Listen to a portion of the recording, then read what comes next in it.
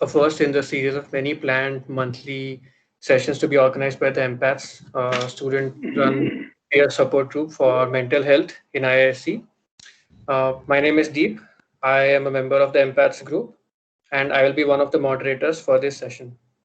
Okay. Hi everybody, myself Shivani. I'm a member of Empaths group. I'll be coordinating the event with Deep. Thank you. All right, so I invite Professor Anil Kumar, Chair of the Wellness Center Committee IISc, to say a few words before we begin the session. Yeah, good evening all. Welcome to this event.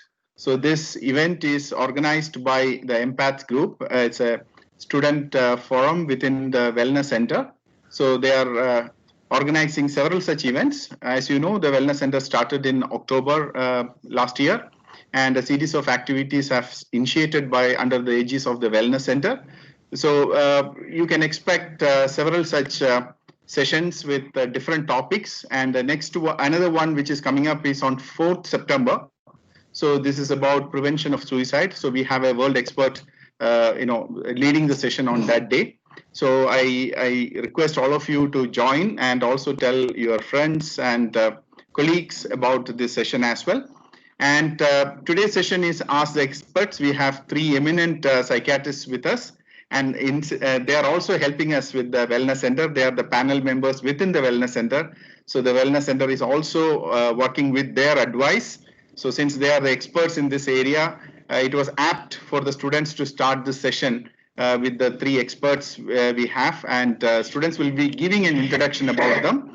And we are also planning to have sessions like this Q&A sessions with psychologists as well as mental health counselors in the subsequent sessions. So today's session is Ask the Experts, and we have three eminent psychiatrists here. Over to you, Shivani and Deep.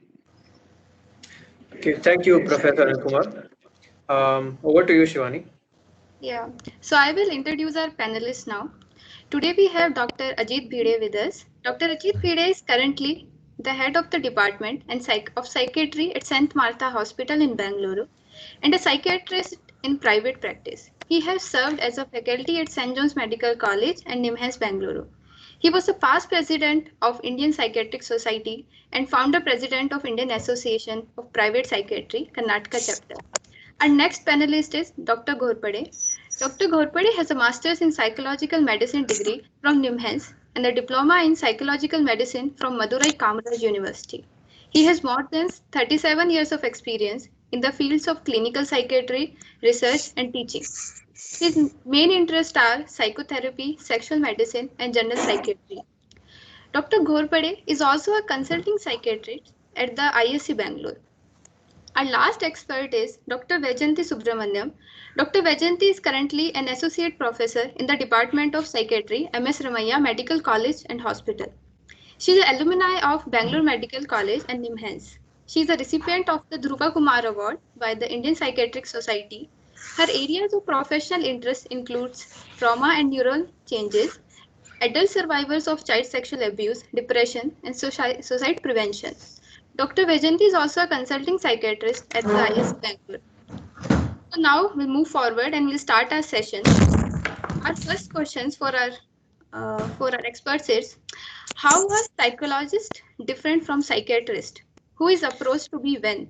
This question is for Dr. Ghorpade.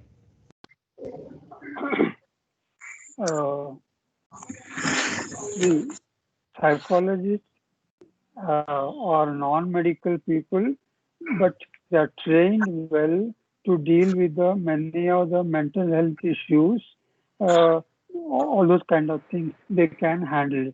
But their specialization will be most towards psychometric investigation, which the psychiatrists are not that well versed with it. And psychiatrists, they are well versed with the pharmacological, that is the medicine treatment, which the psychologists are not well versed. The main difference is they are non-medical people but trained and to handle mental health issues from their domain, and psychiatrists have got an added armamentarium of using the medicines as well as the other methods to treat the mental illness. This is in brief.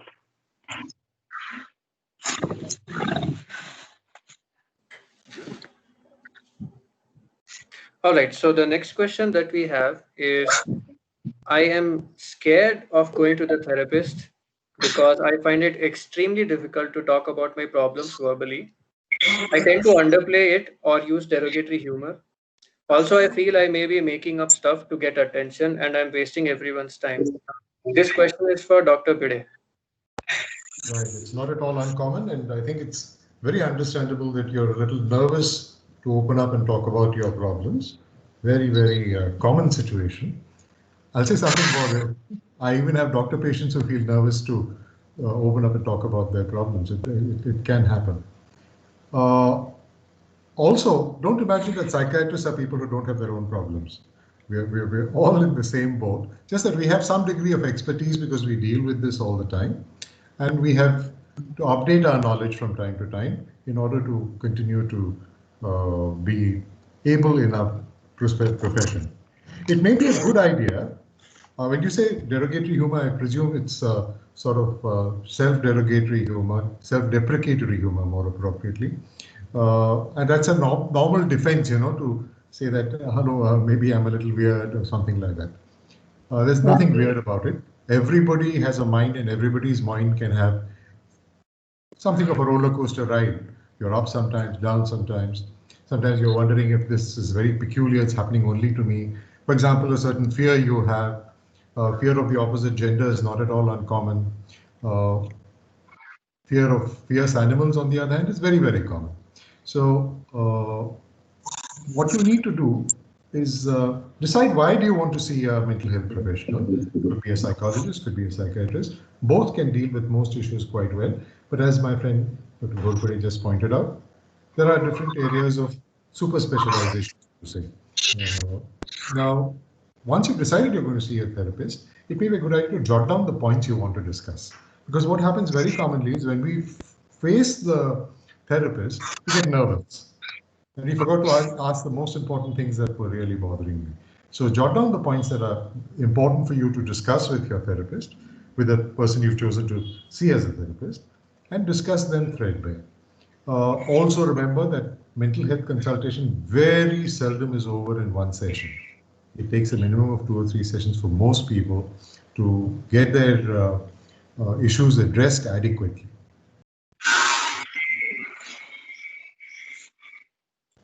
Is that answer okay, Sudhir? Yeah, answer our question. How to deal with fear of judgment? This question is from Dr. Vedanti. Well, it depends on what do you mean by judgment. Thinking in terms of clinical judgment, see, you go to a psychiatrist for that clinical judgment, and without a provisional diagnosis, a doctor cannot deal with the problem. So invariably, a clinical judgment is definitely going to be done, okay? But will the person judge you on a moral basis, social basis, or if that is your concern? No, we are all trained to be non-judgmental.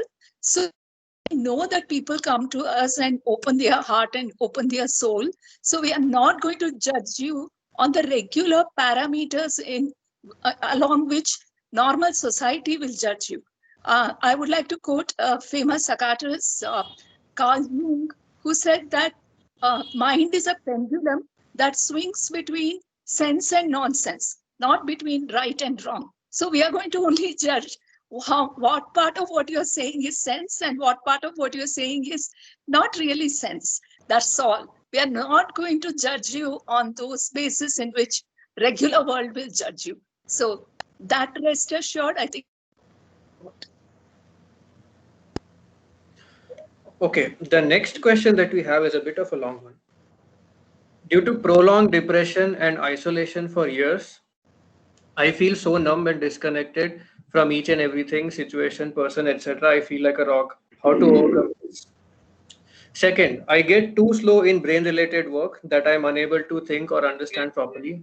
I jumble words, not able to form a conclusion. It makes it difficult to write paper and thesis. Please give tips to manage. 3. I want to make my parents a very close friend to understand the hell I'm going through.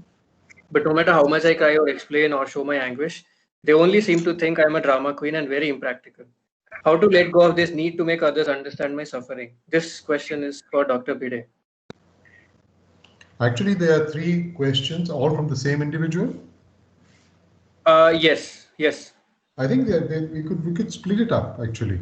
So they forgive my poor acute memory. What is the first question? First of the 3. Yeah, so the first is the person feels numb and disconnected from everything, every person, every situation. How to overcome that? Because of chronic depression or something, it says, right? Yeah, due to prolonged depression and isolation for years. If you've been isolated for years, the therapist would want to understand why you've been isolated for years. Did it come upon you, or was it something you willfully did? Because isolating yourself for years, generally speaking, is not a good thing to do. There are a few people who thrive in loneliness, but for the vast majority of us, some kind of social interaction is necessary. And unfortunate thing is that if somebody gets socially isolated, that becomes almost cancerous, in the sense it grows and grows and grows, and one becomes completely an island. You know, the old English saying or adage that no man is an island, and one should not, generally speaking, be an island. I know some people in this institute itself who are happy being loners, who are functioning best when they are by themselves. But the way the question has been put, I think this person is not happy being by himself. And certainly, if you've been depressed for a very, very long time, it starts telling on your health in a very detrimental sort of way. So if you've been a victim of this kind of isolation, which was not really willfully brought on, then I think you need to reach out and with the help of a therapist, perhaps get back into socializing. The empaths have done a great job in addressing the matter of loneliness in at least a few cases I'm aware of. And I think it may be a good idea that you reach out to them and speak to one of them.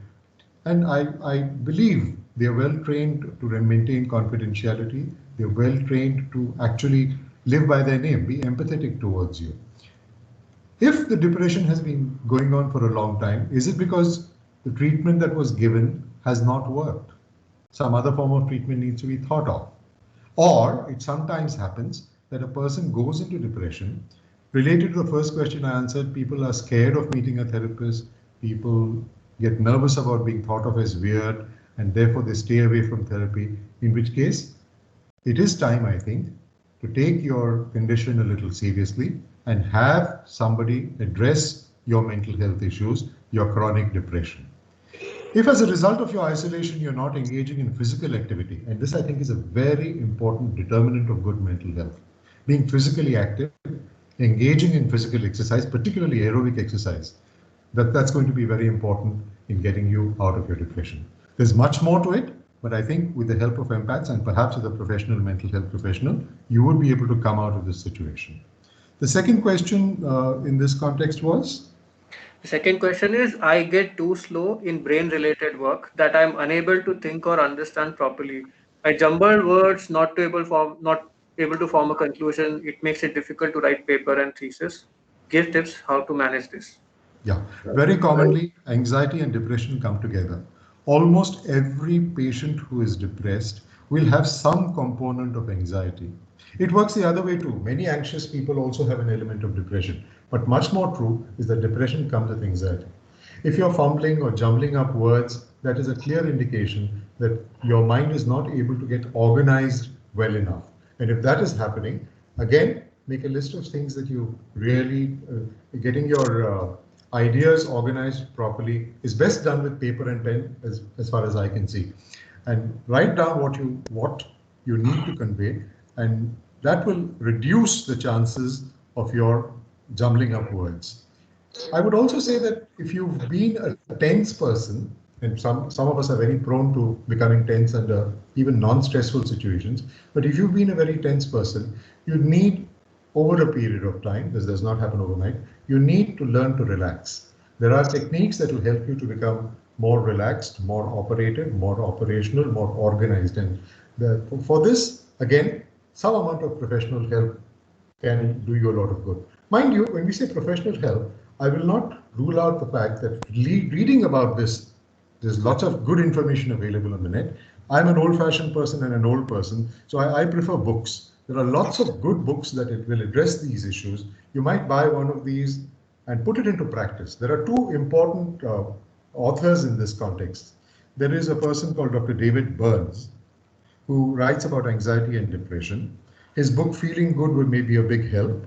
Another person is a psychologist called Dr. Wayne Dyer. He has written a number of books. If we have the time, we'll discuss the titles. But all these authors address the issues of self-improvement through your reading of these texts.